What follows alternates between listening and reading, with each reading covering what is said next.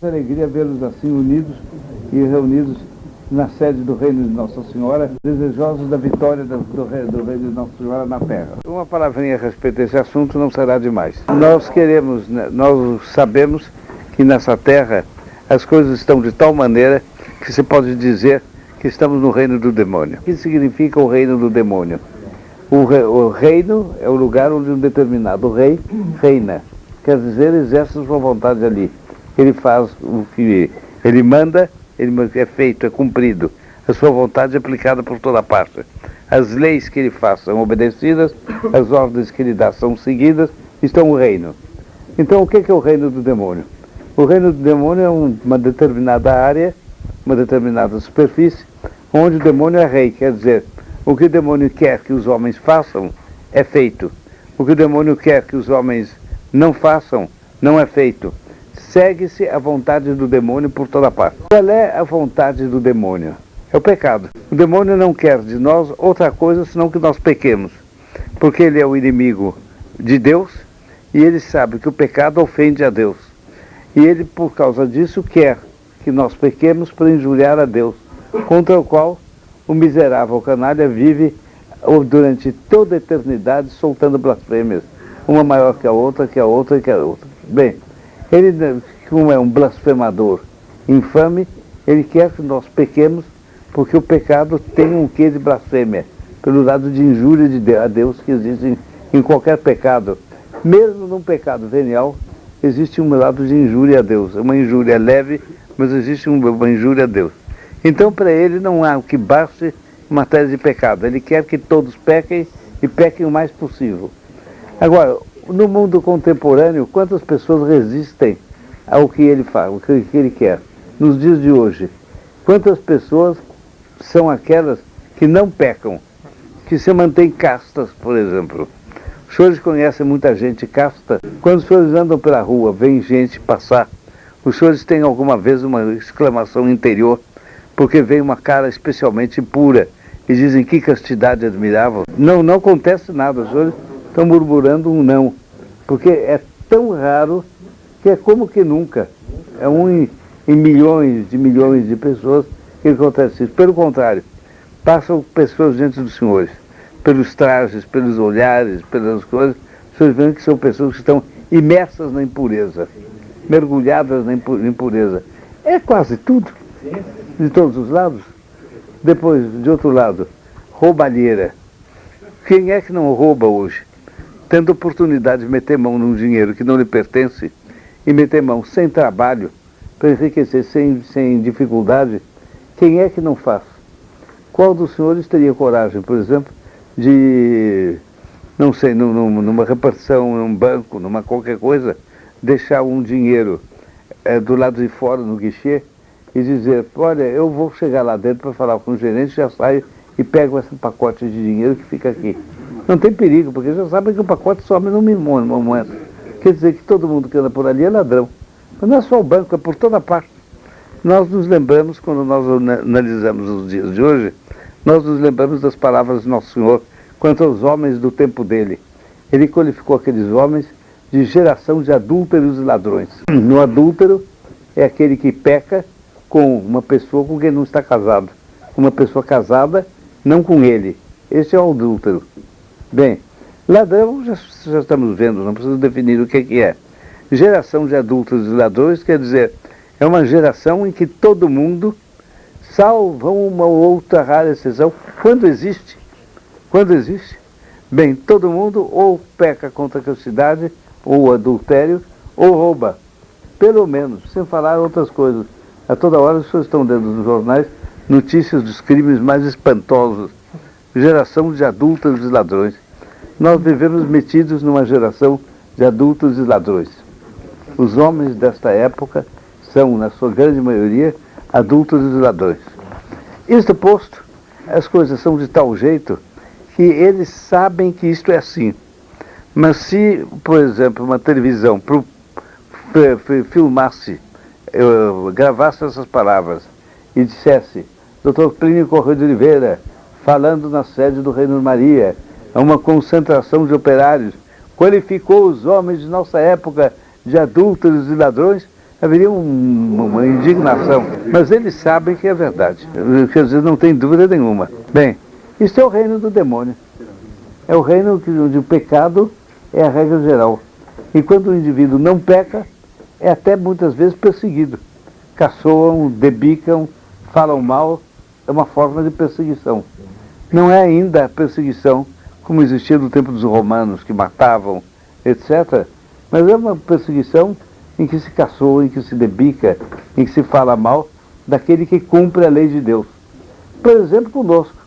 Dizem que somos fanáticos, que somos maníacos, que somos retardados, que não compreendemos os progressos de nossa época, etc, etc.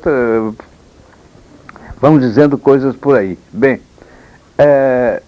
isto é, então, o reino do demônio, porque os que fazem a vontade dele e pecam são incontáveis, primeiro. Segundo lugar, estes são bem vistos por todos, porque como todos fazem isto, todos veem bem a todos.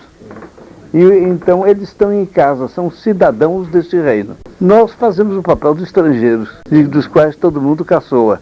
Por quê? Porque nós, como fazemos o contrário disso, nós amamos, obsequiamos e defendemos a Deus e a Nossa Senhora, que dizemos que sobre nós, rei é Ele, rainha é ela, nós nos recusamos a cometer o pecado, então nós somos uma ilhota, uma pequena ilha do reino de Maria, flutuando no mar do reino do demônio. Nós esperamos firmemente que com a ajuda de Nossa Senhora, a situação vire completamente. Que dia virá, e na nossa opinião esse dia está menos longe do que nunca, dia virá em que há uma reversão, o demônio é reenviado pelo inferno, o mundo se vê livre desta lepra de pecado que o afeta de todos os lados, a virtude reinará, porque será o reino de Cristo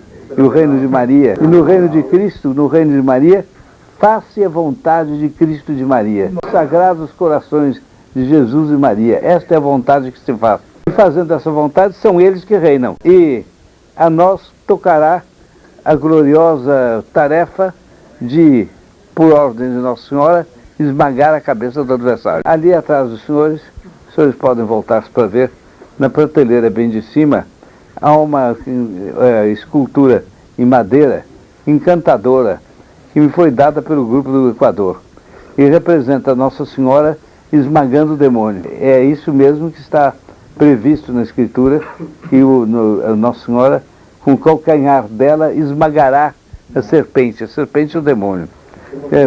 A cabeça da serpente será esmagada por ela. O que é o calcanhar de Nossa Senhora? E o que é a cabeça da serpente? A cabeça é o órgão mais digno do homem, a parte mais nobre do corpo humano, onde os sentidos mais importantes estão localizados. A vista, o ouvido, os centros nervosos todos, a elocução, tudo isso está localizado na cabeça. Bem, pode-se dizer, debaixo de certo ponto de vista, que a cabeça é o quartel-general do homem. O QG da serpente quer dizer o lugar onde estão, é a associação, é o grupo onde estão concentrados os principais adversários de Nossa Senhora. Os homens que nesta terra têm mais ligação com o demônio, são mais possessos por ele. Estes homens estão reunidos para conspirar continuamente com Nossa Senhora, por Nossa Senhora. São filhos do orgulho, filhos da sensualidade, filhos da revolução, em uma palavra. Bem, haverá um momento em que esta cabeça está na Escritura, vai ser esmagada pelo calcanhar de Nossa Senhora. O que é o calcanhar de Nossa Senhora? O calcanhar é uma das partes mais humildes do corpo humano. É redondo, arredondado pelo menos, não tem outro sentido que não o do tacto, não tem beleza nenhuma, é feito apenas para suportar o peso do corpo. Bem, representa, dentro da coorte dos filhos de Nossa Senhora, a parte mais humilde. Haverá momento em que os humildes de Nossa Senhora esmagarão os orgulhosos de Satanás. E isso nós devemos esperar com toda a nossa alma. Portanto, eu incito os senhores a se voltarem as costas para cá, olharem para aquela imagem e rezarmos todos juntos para que Nossa Senhora esmague a cabeça do demônio e que nós possamos ser humildemente o calcanhar dela nessa sublime tarefa. Para isso, precisamos não pecar, mas praticar todas as virtudes. Precisamos, do outro lado, arrancar os outros do pecado e levá-los para o terreno da virtude. Não pecar e praticar a virtude, vida interior.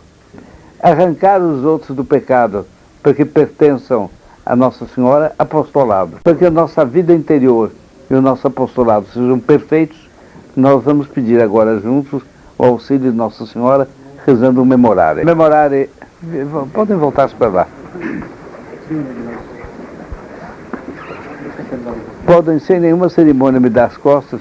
Quando é para olhar para Nossa Senhora, a gente deve dar as costas ao mundo inteiro. Memorário, Píssima Virgem Maria, solito a século, frequentou o corrente de exília, lembrando auxílio, a benedição para Deus, é vontade de nosso converso.